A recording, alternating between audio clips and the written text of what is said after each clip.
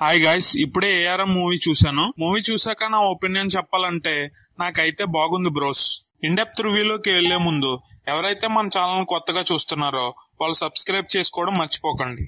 Story విషయానికి వస్తే, ఆకాశం నుండి పడిన నక్షత్రం, ఆ నక్షత్రం నుండి చేసిన విగ్రహం, ఆ విగ్రహం ఎందుకు దొంగలించబడింది, ఆ విగ్రహానికి హీరోకి సంబంధం ఏమిటి, ఆ దొంగలించిన వ్యక్తికి హీరోకి సంబంధం ఏంటి అనేది తెలుసుకోవాలంటే మీరు మూవీ చూసి తెలుసుకోండి. మూవీ స్టార్ట్ అవడమే కొంచెం స్లోగా స్టార్ట్ అయినా థర్డ్ జనరేషన్ క్యారెక్టర్ ఎంటర్ అయ్యాక మూవీ కొంచెం ఇంట్రెస్టింగ్ గా సాగుతుంది. టొవినో థామస్ అండ్ కృతి శెట్టి మధ్య వచ్చే లవ్ సీన్స్ చాలా బాగుంటాయి. ఇంక సెకండ్ హాఫ్ కూడా కొన్ని సీన్స్ తో ఇంట్రెస్టింగ్ గా మూవీ అలా వెళ్తూ ఉంటుంది. అక్కడక్కడ కొంచెం ల్యాగ్ అనిపించినా మూవీ ఇంట్రెస్టింగ్ గా సాగుతుంది. ఇంకా పర్ఫార్మెన్సెస్ అయితే టొవినో థామస్ 3 జనరేషన్ పాత్రలో చాలా బాగా నటించాడనే చెప్పాలి. కృతి శెట్టికి కూడా మంచి రోలే దొరికింది.